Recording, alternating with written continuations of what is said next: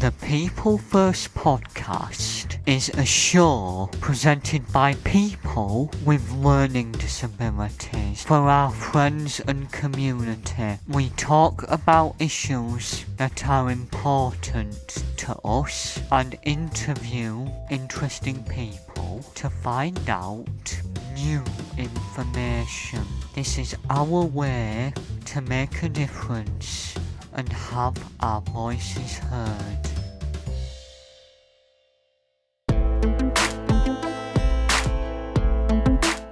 Hello, and welcome to the People First podcast.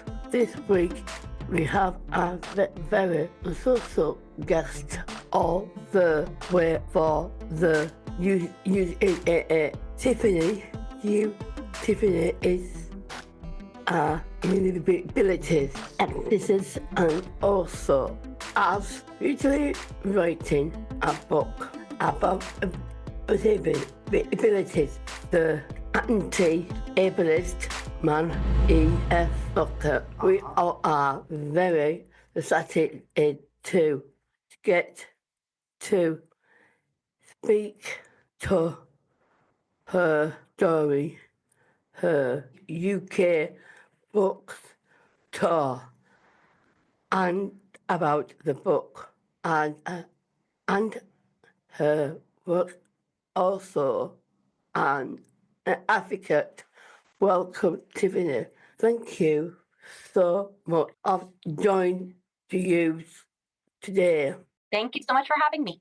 Can you introduce yourself and your role, please? Yes, thank you so much for having me on the podcast. My name is Tiffany Yu, and as was mentioned in my bio or in my intro, I am a US-based disability advocate, and I run a large disability-centered community called Diversability. We've been around for over 15 years. We were founded in 2009, and we're focused on advancing disability leadership and building disability power and influence. And I also recently wrote a book called The Anti-Ablest Manifesto, How to Build a Disability Inclusive World. You have recently new book, The Anti-Ablest Manifesto. What is it about? Yes, so I recently wrote a book called The Anti-Ablest Manifesto. It launched in the UK on March 6th and actually launched over in the US last fall in October. And I wrote this book based on my own personal experiences. Here in the UK, the Equality Act 2010 is turning 15. In the US, we have the Americans with Disabilities Act of 1990 turning 35. And I looked at these laws, which are huge milestones. And at the same time, I also noticed that there still tends to be an attitudinal and perception gap around viewing disabled people as whole, valuable, worthy human beings just because we exist. So I wrote this book as a primer or as a handbook or as a definitive guide for people who might be newer to the disability community but want to show up better for us. So the book is structured in a framework called Me, We, Us, saying, here's what I need to know about disability and ableism. Here's what we need to know in community and relationship with each other. And here's what all of us need to know so that we can create the type of societal and systemic change that we're looking for. So in the US, the book is now on its third printing. And as mentioned in my intro, I'm actually here joining you from London. For the last couple of weeks, I've been based here doing a handful of book events and a mini tour over here as well. Why did you decide to write the Anti-Ablest Manifesto? So in some ways, I feel like my publishing process for this book, The Anti-Ablest Manifesto, was a little bit not unconventional in the sense that this actually isn't the book that I thought I was going to write. I had looked at kind of the work that I have done in the disability space over the last decade and a half and thought that I would write a book that was focused on disabled people's stories, our own journeys of discovering our identities and self-actualizing in some ways. But I actually had a literary agent and a publisher come directly to me asking if I would write a book that was focused on a primer for people who were newer to the disability community, but knew that there was a lot of value in our community as well. So I still got to incorporate some of what I originally thought my original book was going to be out. So I reached out to over 100 disability advocates globally to see if they could contribute stories to the book. And my hope is that this book becomes a handbook for people who care about equity, people who care about inclusion, to learn more about actionable ways that they can show up better for us. Was inspired you to be abilities and accessibilities. I feel like those of us who decide to become disability advocates or disability activists don't necessarily choose to be, but do so because we have to be. Many of us who live with disabilities are existing in a world that wasn't built for us. And so we've had to learn how to advocate for ourselves and as a result, for each other and our broader community. My entrance into this space comes out of my own lived experience. At the age of 9, I was involved in a car accident where my dad was driving and he unfortunately passed away. And I acquired a handful of injuries and disabilities, including permanently paralyzing one of my arms, known as a brachial plexus injury, breaking a couple bones in one of my legs that would leave me as a temporary wheelchair user for about 4 months, and much later being diagnosed with a mental health disability, post-traumatic stress disorder, PTSD. And so after I became disabled at the age of 9, for about 10 plus years afterward, I didn't really have much sense of identity. I didn't know any other disabled people. And when I was in university, I started to learn about the importance of not only sharing your story, but the ways that sharing your stories could create the type of change that I wanted to see in the world.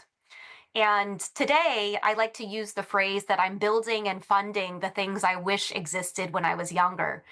I have dedicated my book and a lot of my life's work to someone I call 9-year-old Tiffany. This is the age that I was when I acquired my disability. And at the time, I wish I had a much broader support system than I did. And that's a lot of what I'm hoping to do in my disability advocacy work.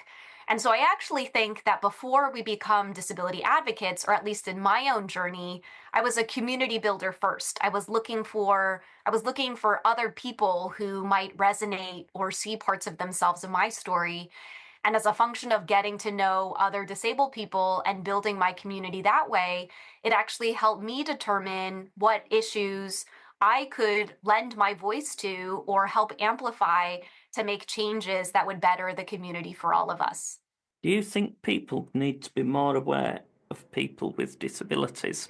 Yes, this is such a good question. So something that has happened along my own journey is a movement not only from disability awareness, but to disability pride. So I believe that we can still be aware of disability, but still think that disabled people are less than human and don't deserve rights.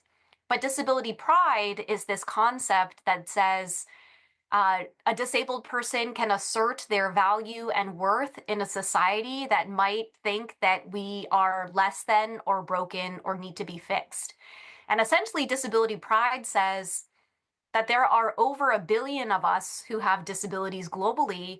I find it really hard that over 1 billion of us are broken or need to be fixed. And so what is broken and needs to be fixed are actually the mindsets and attitudes of disability rather than our disabilities in itself. What is broken and needs to be fixed is our external environment, our physical infrastructure, so that it makes it so that people who have all different types of disabilities don't experience friction when they want to fully participate in a space. So I do think that there needs awareness, but there also needs to be more accuracy and authenticity in the types of stories that are shared. There's a phrase that we use in the disability community that started out as saying nothing about us without us and has been edited to nothing without us, essentially saying that disabled people exist and belong everywhere. We are everywhere, whether you see us or not. About 70 to 80% of disabilities are not apparent, meaning you can't obviously tell if a person has a disability straight away, right? So the more that we prioritize not only disability awareness, but also disability inclusion and building for accessibility, will actually help, again, remove some of that friction so that all of us can fully participate in any space that we want to without having to ask for permission to show up there. What do your company's Diversability have the awesome Foundation Visibility Center do? Diversability, it's not a real word, so if you had difficulty pronouncing it, that's totally okay. And one of the things we advise is to only use diversability when talking about our organization. So essentially, I started Diversability as a way to end the cycle of social isolation for disabled people. One of the ways that I think the system of oppression, ableism, gets its power is by making us feel like we have none. And part of how we feel like we don't have any power is by keeping us isolated and alone and thinking that we don't have community, because it's actually in community and in solidarity with each other that we're able to make change. One of the other things I had noticed was at the time of our founding, there not only did we need a disability community, but also we needed a place that we could share our stories and showcase the humanity of the disability lived experience. So we started hosting a series of events called Diversability Unplugged as a way to really highlight disability thought leadership and our disability lived experiences. Because there's another disability advocate named Emily Ladow, and one of the things that she says is that in order to make the world more accessible, we need to make the disability experience more accessible to the world. And what better way to make the disability experience more accessible to the world than by giving us a platform to share our own stories? So we do that through a series of events. You are doing that through your podcast, which is great. And then to move over to the Awesome Foundation Disability chapter, there's a stat out there that says that less than 2% of philanthropic funding globally goes to disability advocacy. And this is despite the fact that 15%, more than 15% of the world's population identifies as having a disability. In the US, that number is around 25 to 26%. I believe it's also 1 in 4 here in the UK. And so despite being 15 to 25% of the population, we're receiving less than 2% of philanthropic funding. So the Awesome Foundation Disability chapter was created as a way to kind of flip the script on philanthropy. So not only are we awarding a $1,000 monthly microgrant, we're also funding our monthly microgrants entirely through the disability community. And every single month when we select which project receives the $1,000 grant, that is done through our group of trustees who are 100% disabled. So both Diversability and the Awesome Foundation Disability chapter are entirely disabled-led, and entirely disabled-run, showcasing that we as disabled people are also decision makers, are also funders, are also grantors. And this year, we will actually surpass 100,000 US dollars granted to disability projects around the world. And I believe to date, we have awarded projects to over 14 different countries. And that is something that I'm really proud of. Have you noticed any differences in attitudes between the USA and the UK towards people with disabilities? I will acknowledge I am only in the UK for 2 weeks, and that does not seem like a long enough time for me to truly understand and get entrenched into the disability community here. But I have found a lot of joy as I was planning for the UK launch of my book to get to know the local disability community here in the UK. And one of the things that it is reminding me of is how much magic I see within our community. I think about all of the different events that we are hosting for the book launch and how so many of those started through an Instagram message or a message on LinkedIn to someone I had maybe never met before. But because we are in community with each other, There's something called community care where we're trying to show up and support where we can. In talking to some of my friends who have moved from the US and now are based in the UK, I get the sense that there seems to be kind of like a culture of care around the disability community here. The US is very large. I believe over 300 million in our population alone, and about over 60 million of those being people with disabilities. And I think when, even within the US, you have different cultures and attitudes around disabilities as well. So I come into this from the perspective of someone who was born in the US to immigrant parents who were from Taiwan and Vietnam. But at the same time, I've always lived in relatively large metropolitan cities that have potentially an infrastructure that is better set up to support disabled people. I guess one of the things I will say is starting earlier this year, we have had a new presidential administration that has implemented some executive orders that may negatively impact the disability community. And I'm seeing some of those reflected out here in the UK as well. And so I would say that one of the things I learned one of the things I appreciated during the pandemic that started in 2020 was that because of being in a virtual environment, we could all now essentially be borderless and connect despite geographic regions.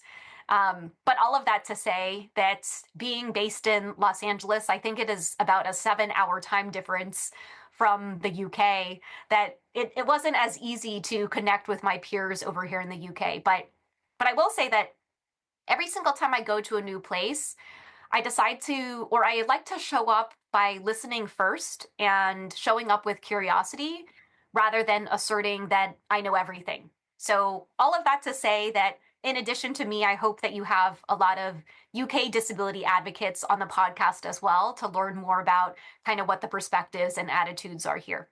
Yeah, because I were in America just over a year back, and you guys were great for people with disabilities. Yeah, and sometimes it depends on the place. Like I have a friend who just moved here to London and is a wheelchair user, and the transportation here in London with the tube and the taxis being wheelchair accessible and the bus system have made it a lot easier for her and more accessible for her to get around than it was while she was living in different large cities in the US. So sometimes it really depends on the place. But most of the cities that I have lived in the US will have a department on disability and a disability commission that you can go to if you are someone who lives in that city and share public comments. You can go to their meetings and essentially have a direct line to your mayor's office to help potentially advocate and see if you can make change. What's the job do you before becoming a disability advocate? Interestingly enough, my background is actually in finance and accounting. That is what I studied in university. And I did a handful of internships in different finance roles and ended up working full-time in investment banking at a bank called Goldman Sachs. And I covered healthcare companies there. And interestingly enough, it was my experience working in the corporate world, working in that job, that actually helped give me my voice as a disability advocate, because I got introduced to a disability community that they had within their bank. And then in addition to that, every single new hire had an ergonomic assessment done of our workstation. So we had someone who had a background in physical therapy come and assess the way we were working to determine if we needed a certain type of chair or additional screens. Or in my case, I got a keyboard wrist pad and a second monitor. I got a left-handed mouse. And then she also proactively asked if I would benefit from speech-to-text technology. And I share that example because it was an example to me where it didn't feel like special treatment for me to get the type of access to do my work best. And that's essentially how I view accommodations in the workplace as well. So I worked at the investment bank up until 2013. in my last job there, in my last role there, I was actually a recruiter. And so I was in charge of helping to recruit more students who wanted to get summer internships in investment banking, try it out to see if it was for them. And then the next couple of roles after that, I went to a company called Bloomberg and switched over to more the broadcast journalism side. So I was a writer and production assistant and segment producer for one of their TV shows. And while I was at that company, Bloomberg, I actually co-founded their disability community for their employees with disabilities and allies. And then my last corporate role before moving into becoming a full-time disability advocate, I had two other roles after that. One was I moved back to finance and essentially served in a finance role at a music TV network, one that you can turn on the TV and tune into that channel for. I was managing their finances and helping to forecast and help budget, how much money they were going to make and how much revenue was going to come in with our expenses to see if we would reach profitability.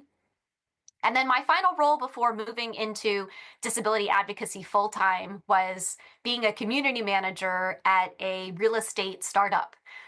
So essentially, it was a real estate company who was trying to help build community for people who were moving newly to a city or trying to find community within that city. And I did that for a couple of months before transitioning into full-time advocacy, which is what I have been doing since 2017, which was 8 years ago. So it has been a fascinating journey.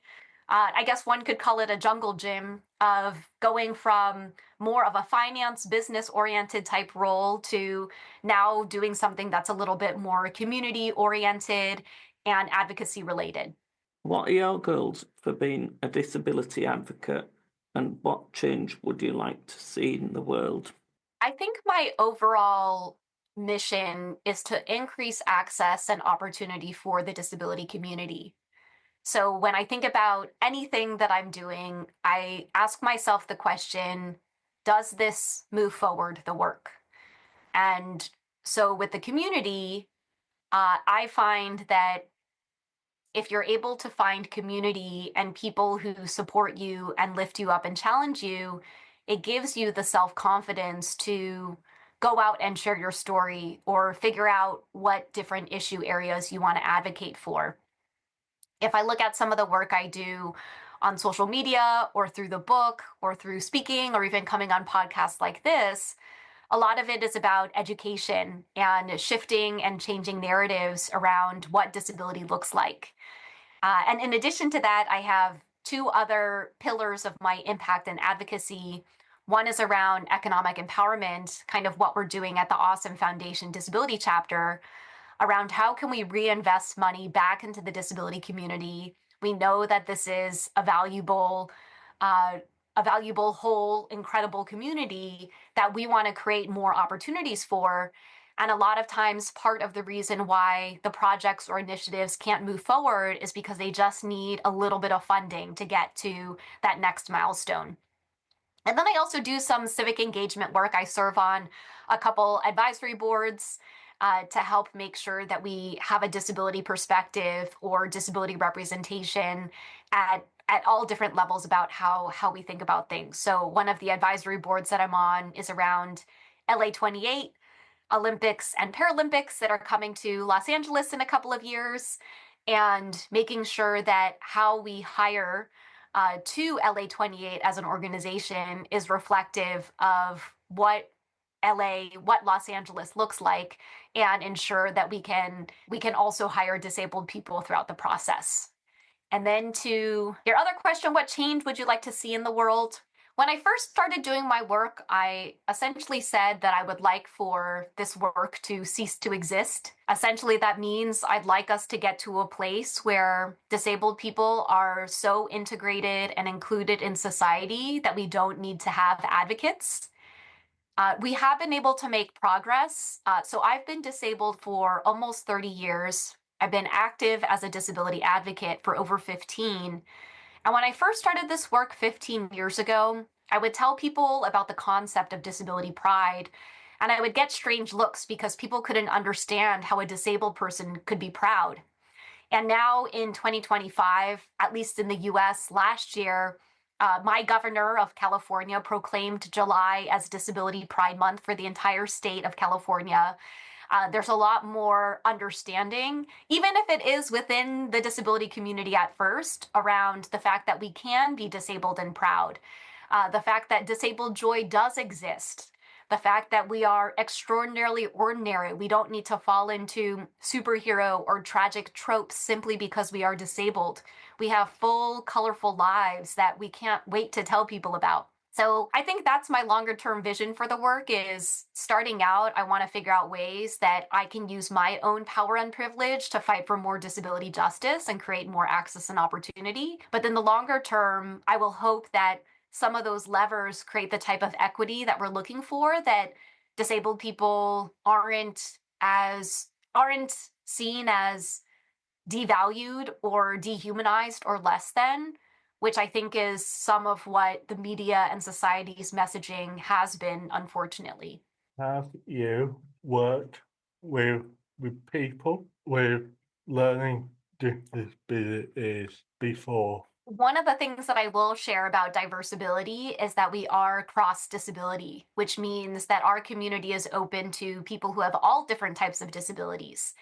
And one of the questions I often get when people learn about my work is they ask, oh, what kinds of disabilities, right? And if we go back to the earlier stat around the fact that 70 to 80% of disabilities are not apparent, we also want to raise the respect and visibility and representation of people who do have non-apparent disabilities, including those who live with learning disabilities as well. All of that said, there are specific organizations that I think are doing great work specifically around learning disabilities. So if we can use our platform and community to help elevate that work as well, we will. But I will never go out and try to advocate on behalf of a lived experience that I don't have. So our hope is that we can help build up and amplify those voices as well. And if you are curious about any of our events, they are actually all on Diversability's YouTube page, at least the recordings of them. And we did do one a couple of years ago around disability and Down syndrome, and some great advocates who are doing work in that space.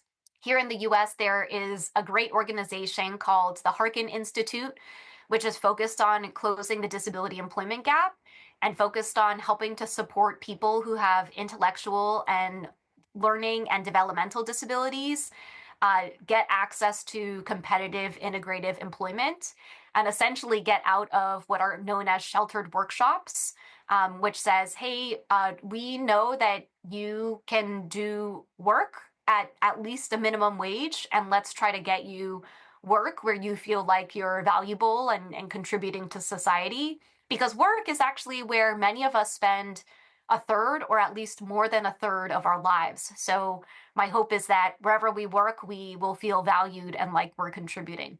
What are your plans for the future? Do you have any ideas or future books? I will answer the second question first about future books. The book just came out in the UK a couple of weeks ago as we are recording this. And so there is part of me that is savoring the process of getting a book out into the world. The process for this book, the Anti-Ablest Manifesto, actually started in March of 2021. And now we are in March of 2025. So that is a 4-year process of getting this one book out into the world. So I am currently just enjoying that process, hoping your listeners will pick up a copy of it in print or audio or ebook as well. I do potentially have an idea for another book that is maybe geared toward younger readers. This book, the Anti-Ablest Manifesto, is focused specifically on not only attitudes and perceptions around disability, closing that gap, but also around closing the disability employment gap, because that's where a lot of my own personal experiences have been. But I do wonder what a book that could be written for the younger version of myself, for 9-year-old Tiffany, might look like. And then to your other question, what are my plans for the future? Um, I I have I have many ideas for what I am excited about, but something that I am really passionate about as I move into the next phase of my advocacy is what I call disability centered economic justice.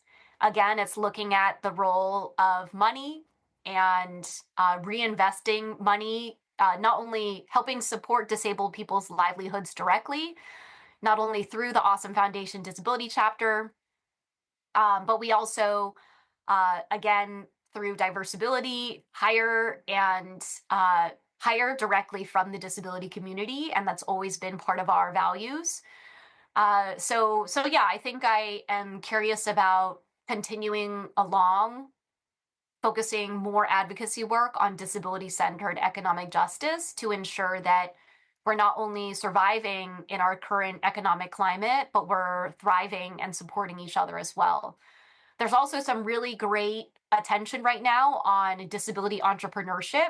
There are a few stats that say that we as disabled people are twice as likely to be self-employed because we experience bias and discrimination, barriers, and a lack of access in a lot of traditional workplaces. So we're creating our own opportunity.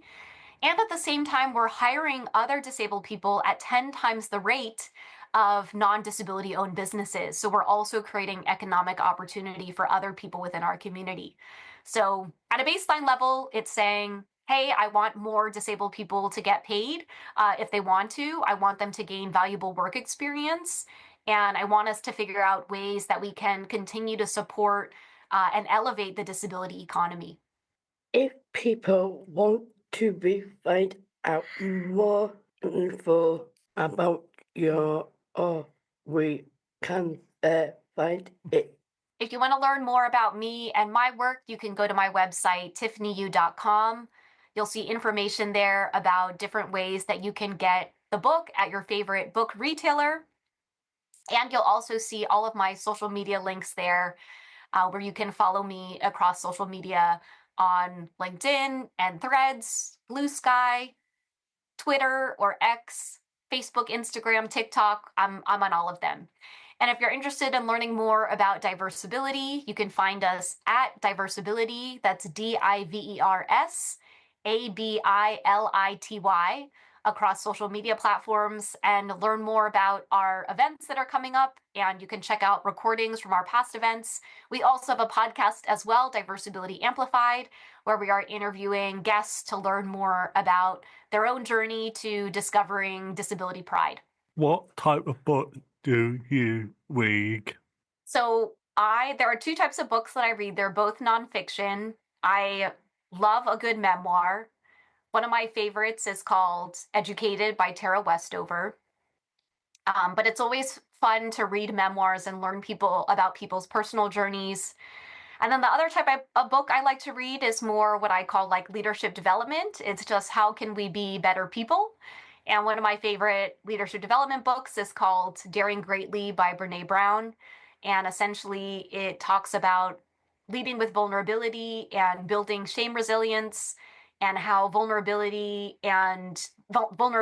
is courage, and courage is what we need more of in leadership spaces. What books inspire you to write this book? What books inspired me to write this book? So there's another book that I read a couple years ago called How to Be an Anti-Racist by Ibram X. Kendi. And essentially the premise of that book was that it's not enough for us to be not racist, we need to be anti-racist, which is essentially how can we take more actionable steps on a daily, hour by hour, minute by minute basis to be anti-racist. And so if we translate that over to the inspiration behind this book, it essentially says it's not enough for us to be not ableist. We need to be actively anti-ableist so that we can build a world for disabled people and for all of us. That's all the time we have on the show today. Thank you again to Tiffany for coming and speaking to us today. We have learnt a lot about her amazing work to support people with disabilities. We wish you all the best of luck with the rest of your book tour. Do you have anything else you would like to add before we end the show? I do not. Thank you for all the great questions and taking time to learn more about me and my work. Brill, thanks for your time. Remember to comment, like, share on Facebook, Instagram, and X. You can find us by searching for the People First broadcast. Thanks for listening, and we will see you next time. Thank you.